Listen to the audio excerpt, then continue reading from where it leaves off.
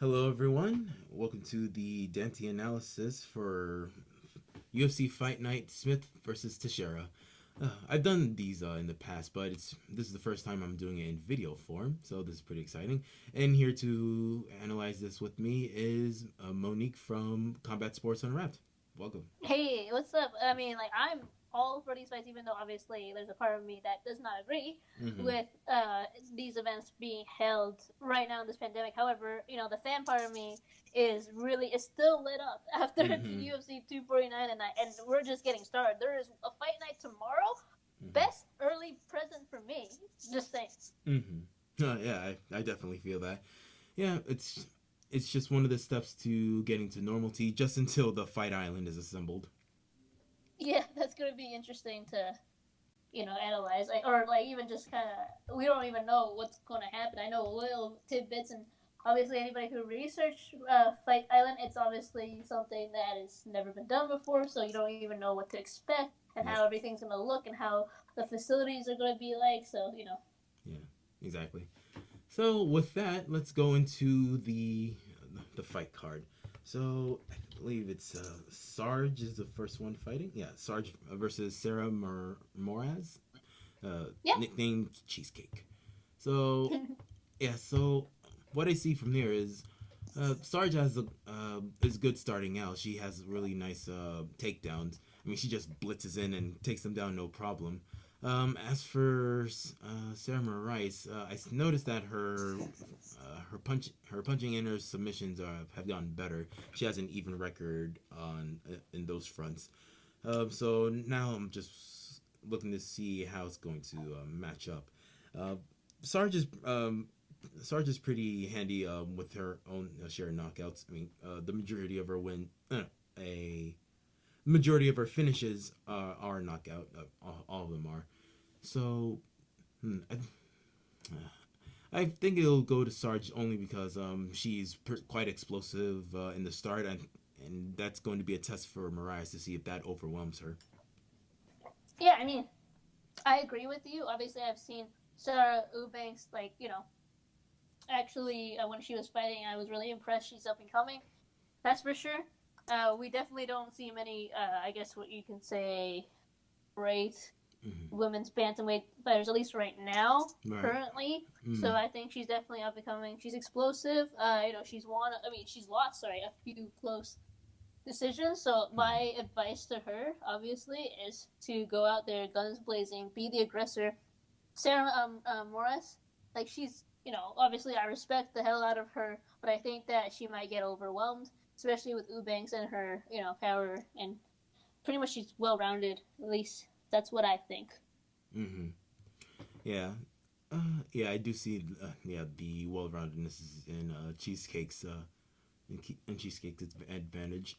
With that said, Sarge is pretty good in the scrap, and she's a black belt in jiu-jitsu herself. So you you can say it kind of she can either neutralize or if it goes into later rounds, could get the advantage. Yeah, her average fight time is always going into the distance. So, and as for Sarah, I think her last win was a knockout. It was a TKO. Yes. Mm-hmm.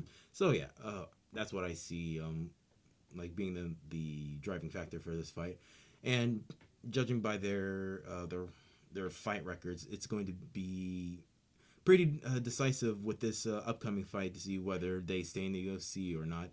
Just from what I see, so yeah, this they're possibly going to go all out on this one, trying to secure a victory. So who do you have winning? For, is it not Eubanks? The other Sarah one? Moraz. Yeah, I think Eubanks is gonna win. That's. I think Right. I thought I answered that. Whatever. Okay. Yeah, I think I'm going to go for Sarge as well. We'll see what happens. Yep, yep. All right, moving on to Michael Johnson versus Thiago Moises. I think that's how you say it. Yeah, Yes. yeah. Michael Johnson's a journeyman in the lightweight division. I don't know if he's I guess set as the gatekeeper or is that cowboy, but yeah, he'll be facing Thiago Moises. I believe he was in featherweight against Sadiq Yusuf, and now he's moving up to lightweight to try his luck there. Yeah, that's I think I mentioned Oh this a no, I little think bit. that's someone else. Oh no, sorry, that Oh, was that's something okay. else. Yeah. It's definitely he's been lightweight for a while. Like someone who actually won this Mm-hmm. Saturday, Mr. Justin Gaethje did tear his legs apart Yeah. in that fight. He is Mm-hmm. quite the veteran. Yeah. He's been there's what a total of 34 fights so far that he's actually competed in. So that's quite impressive having a Mm-hmm. record of 19-15. So a lot of people might think that he's not as I guess very good compared to other fighters. Like Moises is like what 12-4 Yeah. right now. He's definitely thriving. Michael Johnson, like he's a veteran, so like the best thing about him is that he can actually he's seen a lot of things. He's experienced a lot as well. So that's the only advantage. I said I would give him. I'm not the biggest. I'm not sold on him. Like I'm not the biggest fan. I'm not saying like he's a bad fighter or anything. Just not someone that I personally cheer for, but I respect a Mm-hmm. lot. And Moises is like I just think that he's on a roll right now. It's like it's his time. Personally, 12-4, that is not a bad record whatsoever. And Mm-hmm. like obviously you have such a stacked division. You have lightweight. You know how many people that I can name on the top of my head that's like contender for either a belt or is up there in that top 10. And Moises like he has to like beating someone like Michael Johnson would obviously look really good for him. Obviously, I wish to see him with someone else that's a little bit higher ranked, but that he'll get up there Mm-hmm. for sure. And what do you think about like his chances, or do you think Michael Johnson is gonna prevail? Ooh. I mean, just judging from their last fight, yeah. I mean, Michael Johnson is pretty solid. And yeah, and everything. It's just a question of for Thiago Moises. Uh, I wonder if he's going to be able to, I guess, handle the experience that Michael Johnson has. Uh, and people, That's exactly what I was saying too, right? So yeah, you agree with me on that? mm-hmm, yeah. So yeah, I definitely agree with you on that. Um,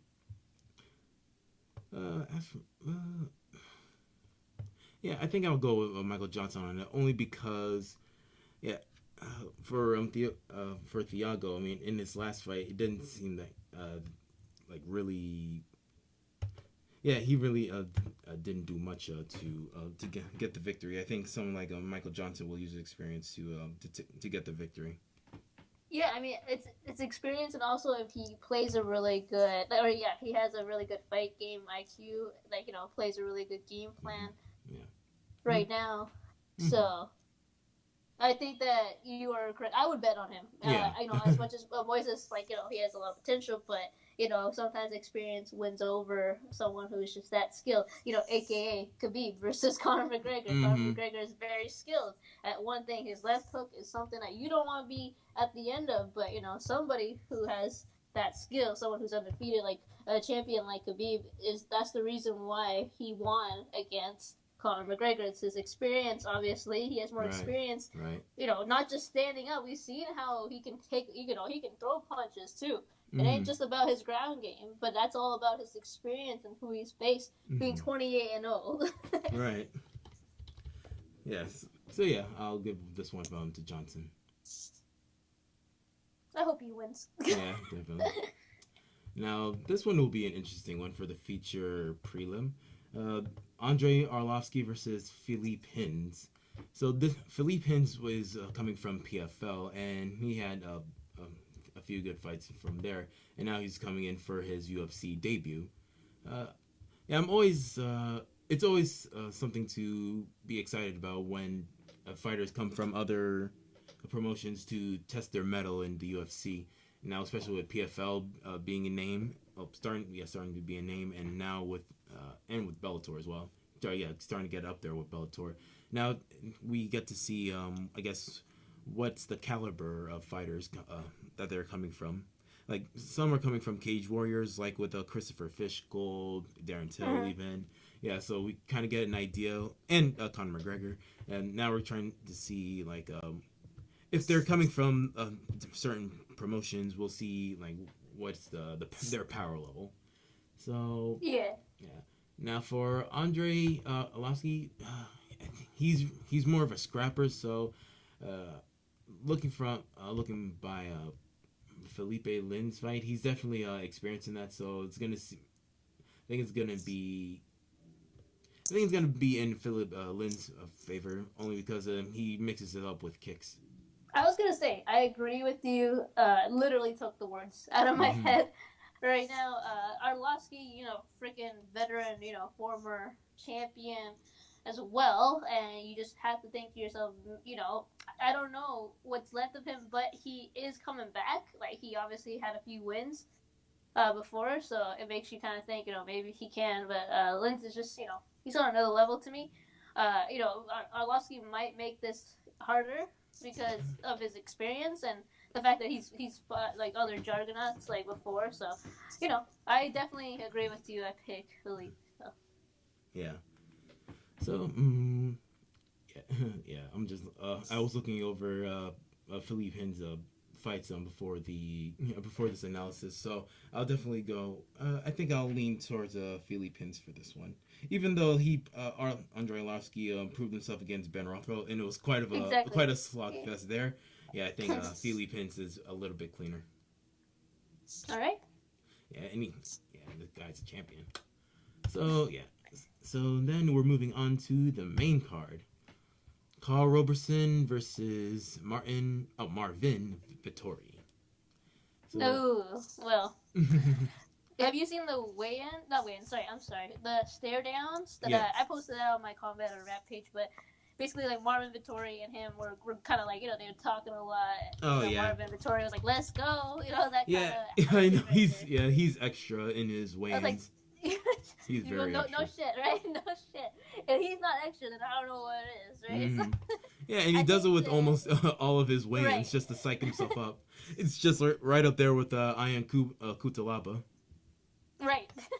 Yeah. More people that are dramatic. So I mean, I like the both of them equally. If that makes sense. I don't know if I have a favorite.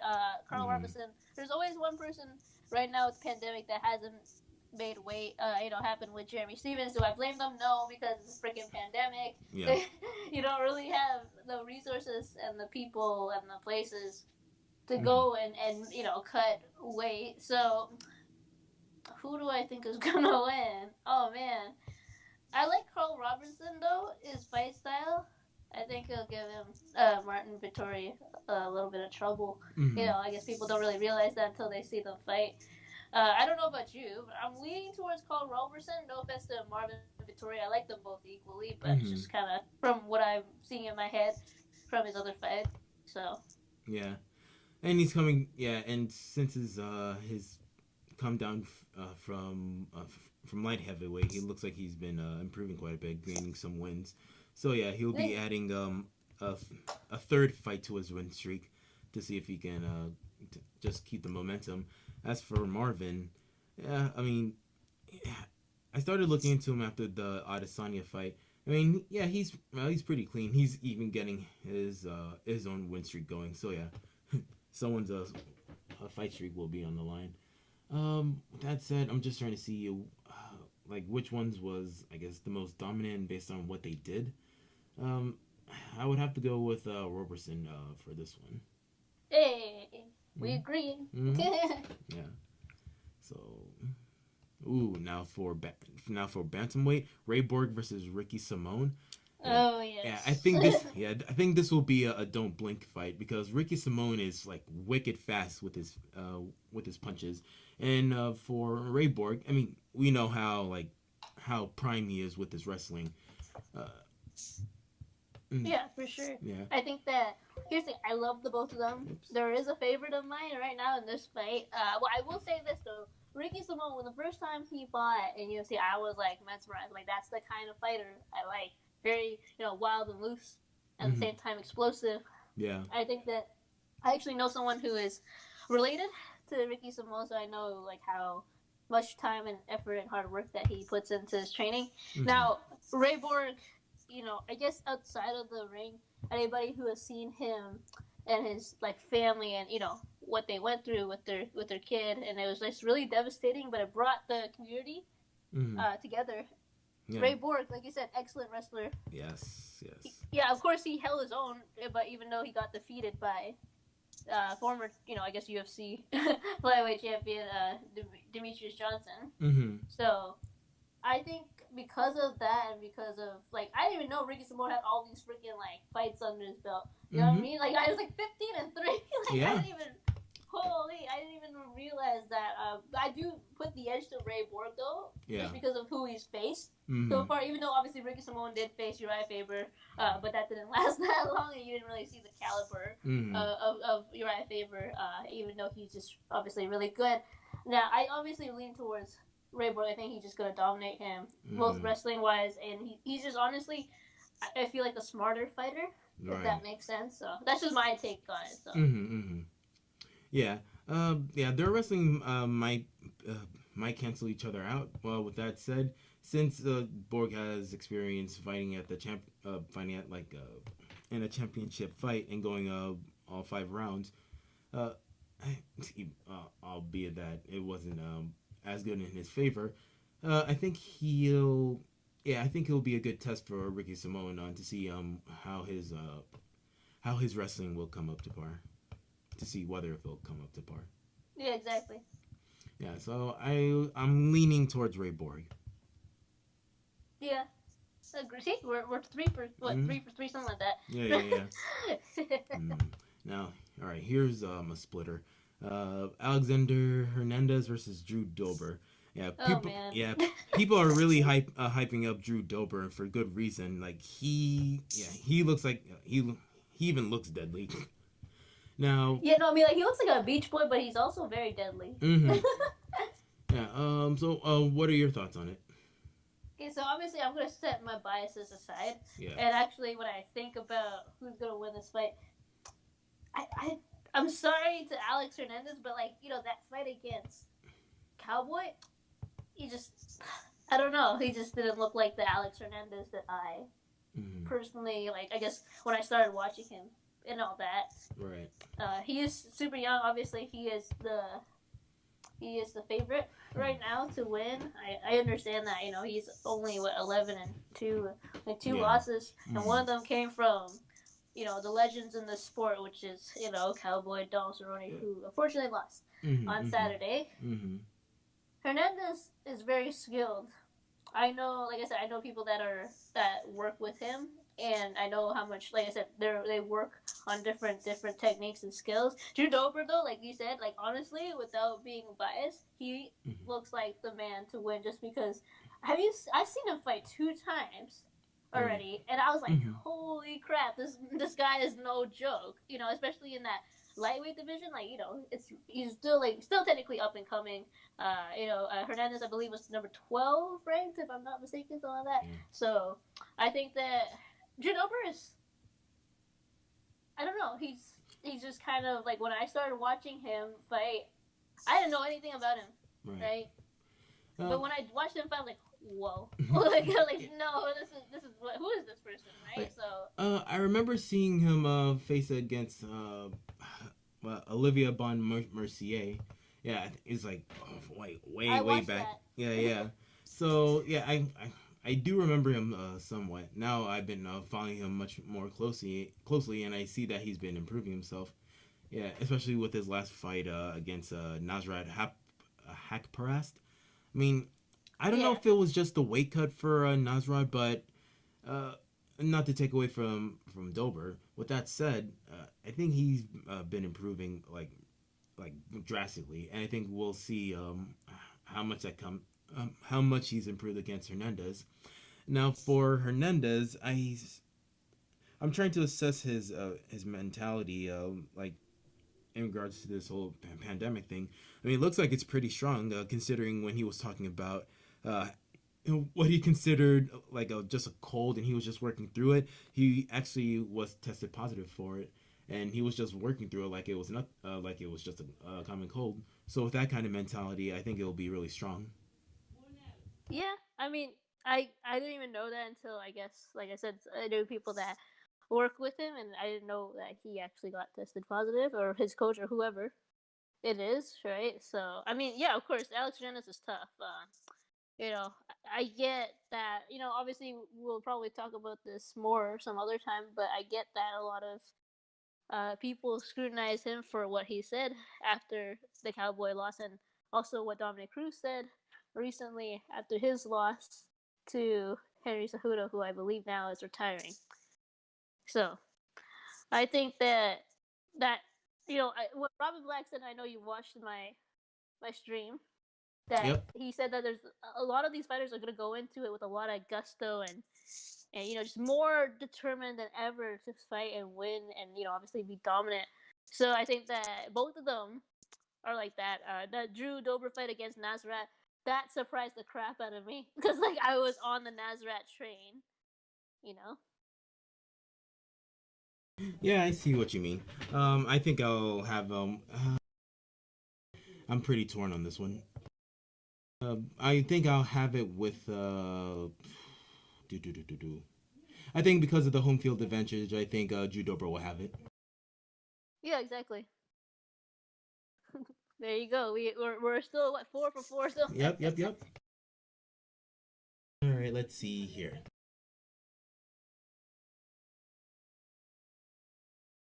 So let's see.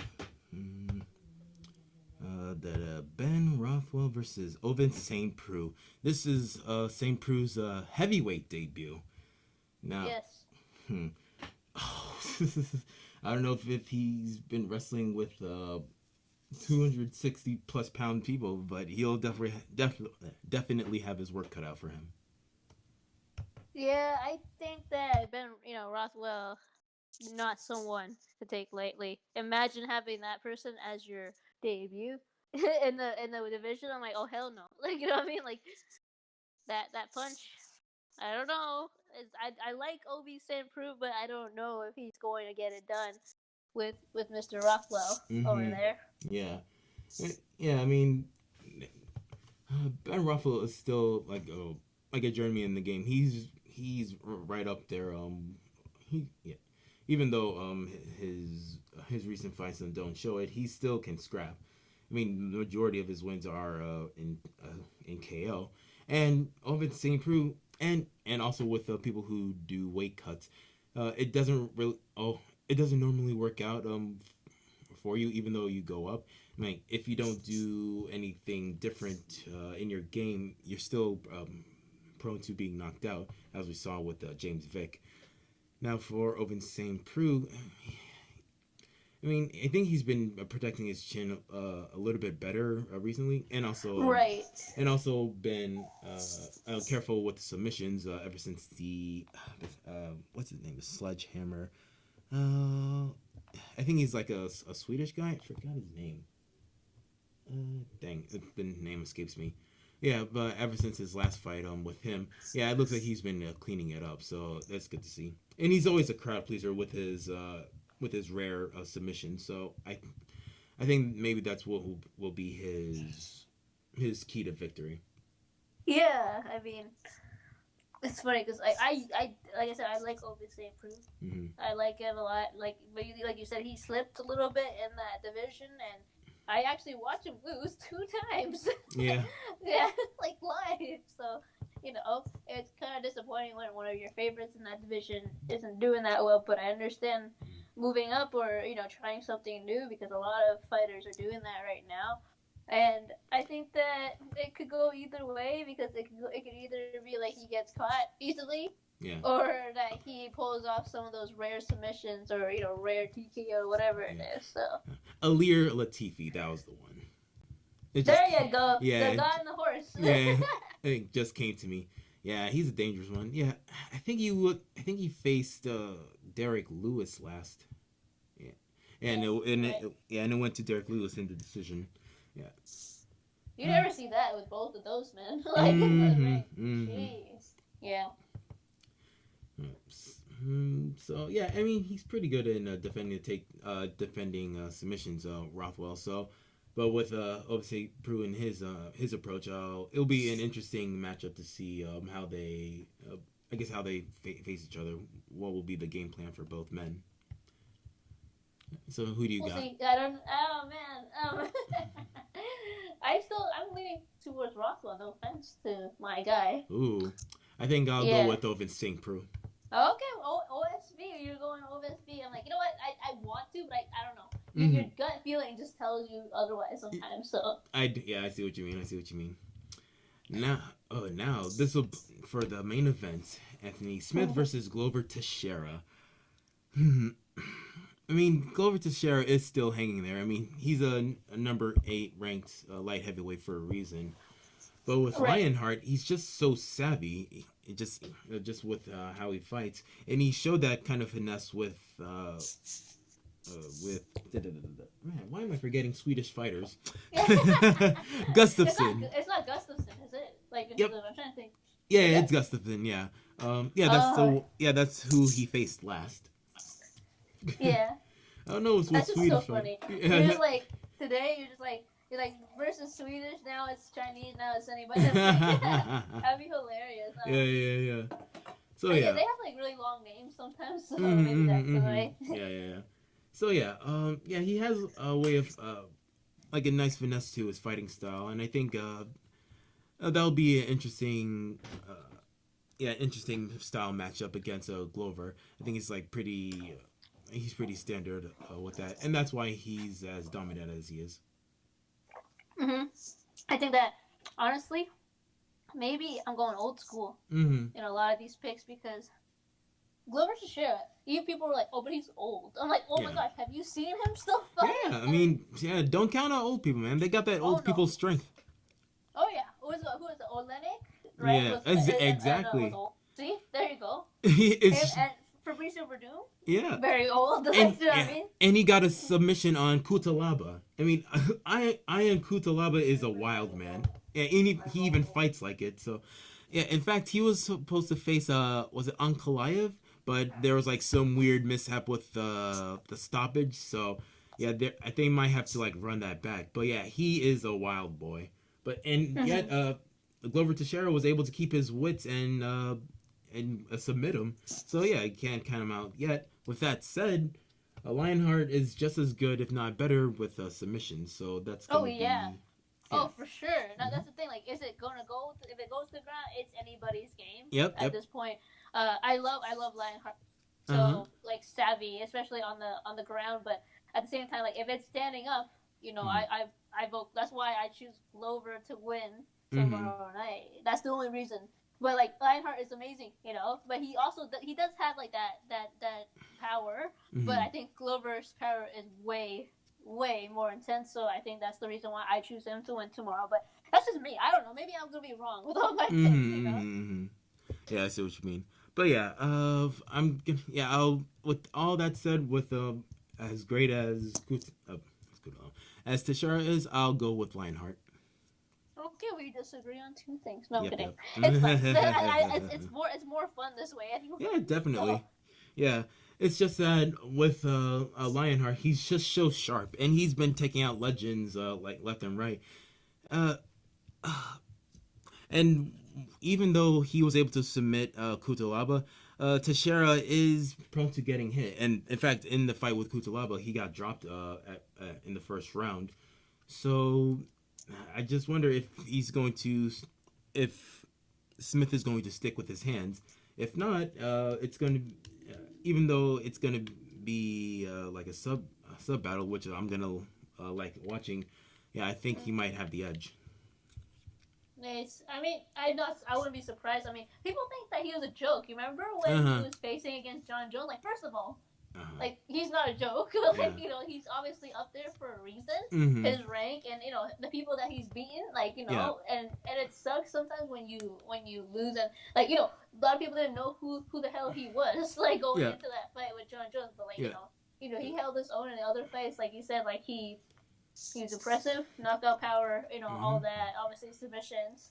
One of the best fighters that has the best heart, in my opinion, in that Octagon, him, like Max Holloway, Mm-hmm. you know, people like that. They just have that heart that you can't find in all the other fighters. Mm-hmm. Definitely not in John Jones. No offense to John Right. Jones, because I do like him. Mm-hmm.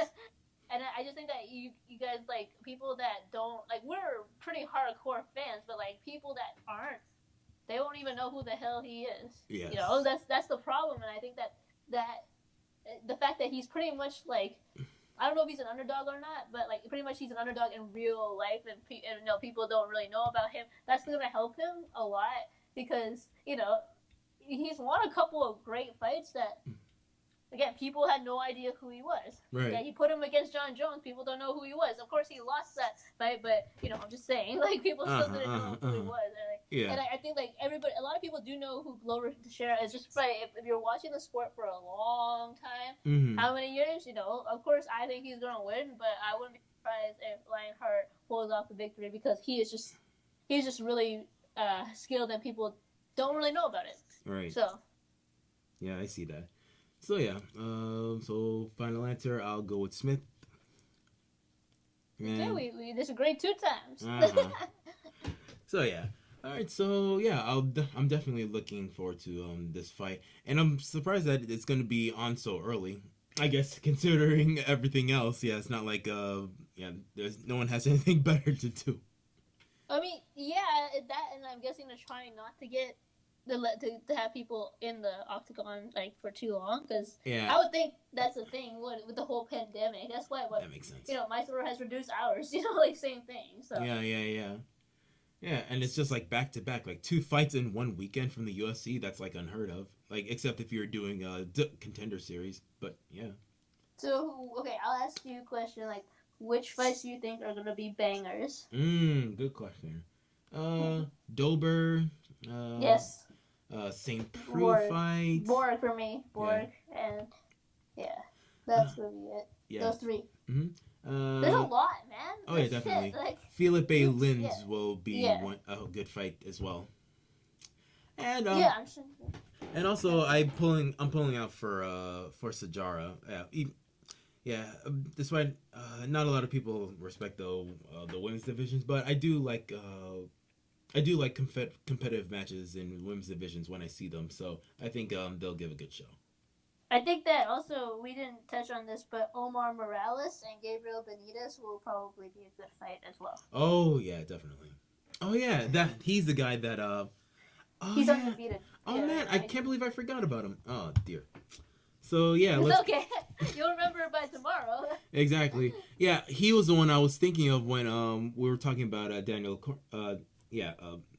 facing a Daniel Cormier, and also no, it was for his last fight. Oh yeah, he was going up from from featherweight against Sadiq Youssef his last fight. Yeah, see, I like Youssef. So Youssef is one of my favorites coming up anyway. So. Oh, man, yeah, I mean he has won and lost by knockout. So yeah, he has deadly hands. I mean, and he has deadly hands, and he's gonna have to worry about people with deadly hands, especially at lightweight. So right. So we shall see. He definitely has power. Oh my god. Yeah. It kind of scared me. How much power this man actually has? Like, oh, wait, what the hell is going on? Yeah. And I like to see. Yeah, and on a personal note, I like to see like fighters from different divisions coming in and just making a statement, just like with Santiago from Argentina, him from Venezuela. Although I think he has a Colombian flag. Yeah. Yes. So yeah, I like seeing representation in that regard. I mean, yeah, more diversity the better. That's what I think. Wait. And obviously. Sorry, it's a It's a Venezuelan flag because I just saw the stars. Never mind. See, I gotta brush up on this stuff. Yeah, you gotta like slap yourself a little. Be like, wake up. Exactly. Here's my thing. I love diversity. Obviously, you know, from being from an Asian culture and seeing, you know, a women's champion who is Chinese. Yep. Really makes me happy, and also a lot of the Asian fighters, you know, Korean Zombie. Yeah. Right. We're talking about Jing Lee. We're talking about them. Like, just they're up and coming. They're no joke, and people are starting to really know them. Song Yadong, you know, another one. Yep. Obviously, and it just makes me happy that that there's more representation in my culture, especially, and obviously other cultures. The Latin culture is really expanding. Yes, exactly. It's not just Mexicans or like Brazilian Mm-hmm. fighters. Yeah, There's more. yeah, and I respect the South Korean way of fighting because it does remind me of the Mexican style. It's just like super aggressive. You see it in with Korean Superboy and also with Korean Zombie. I think it's like been revitalized, which is ironic when you think about it. With his fighting style, especially with his last wins. So I hope he gets the title shot soon because yeah, I think a guy like him really deserves it. Yeah, I think that was a Korean Zombie. Like obviously, right now, besides Wei Li Zhang, is the only Asian fighter that is pretty much going to fight for that belt soon. I don't know when, but soon because obviously they want a rematch. Yeah. Max Holloway versus Alex Volkanovski. Yeah. Now I think, and like I'll play devil's advocate. I think that Holloway can pull it off just because I think that he now knows like how well how he moves at Volkanovski. He knows that game plan. He knows what he's capable of. Those leg kicks were freaking deadly. I cried inside just watching. Yeah. Like, what? Don't underestimate a rugby player's kicks. Oh god, yeah, exactly. That whole background, like Australian background, I believe so. I just think that Max Holloway, like once he's lost a couple of times. It's not like he's obviously he lost against Poirier for that interim. He lost in the beginning to Conor McGregor, I believe, and so like it's not like he hasn't lost before. It's not like he hasn't improved his game after. Volkanovski, like obviously so skilled, amazing fighter. I don't know. I just think that he's gonna get beat the next time, and because of that, you try to think about who's gonna be champion. Like, if it's gonna be Max Holloway as champion, I think that Korean Zombie has something else to worry about. No offense to Alex Volkanovski, who is still as skilled, but I just think that Holloway's like mentality, his the way he just kind of like his instinct is ridiculously on point. You remember what happened with Ortega? I was there. I was literally like sitting there and at the stadium watching that whole beatdown go by. And you know what the coach just said? He said, "Just see how you are. Just throw hands." Like that's their instructions, and I was kind of like, "Whoa!" They really do trust their fighter that much, and obviously that paid off for him. I don't know exactly what happened against Volkanovski. I think Volkanovski did the right thing, a smart thing to put the pressure on really early. So. All right. So with that, I think that accounts for anything. Anything else you want to add? Anything else you're looking forward to? I know that the Saturday card is something to look forward to, but we'll save that for another day. Yes, I obviously am looking forward to Amanda Nunes versus Felicia Spencer. That's my girl. Yeah, both of them are my girls. One of them is Canadian, right? So, and Amanda is like my favorite female fighter, at least one of my favorites. The other one would probably be Joanna. I'm obviously in general, I'm looking for that rematch, Joanna versus Wei Li Zhang. That was probably fight of the year right now, at least for me. For a long time, and I guess like what do I want to talk about? The last thing I want to talk about is Tony Ferguson versus Justin Gaethje. So that broke my heart, honestly. Right. Obviously, a lot of people were cheering for Tony because they really wanted that Khabib versus Tony fight, which looks like it's not going to be obsolete, but it looks kind of farther away now because they're probably going to do Khabib versus Justin Gaethje now. Like I said in the beginning, Tony Ferguson is not a loser. The repertoire that he's had, the people that he's beaten, are more impressive than what Justin Gaethje has done, in my opinion. Of course, Justin Gaethje's impressive in general, but Tony was one of the few people that he's faced that was totally, like, people think they're elite fighters, right? So, like, for someone to say that he was a loser just because he lost, I'm like, wait a second, he lost to someone that came in last minute.